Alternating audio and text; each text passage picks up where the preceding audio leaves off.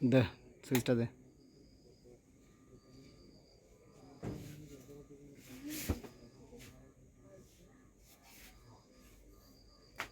যেমন স্পিড কম দেবে না,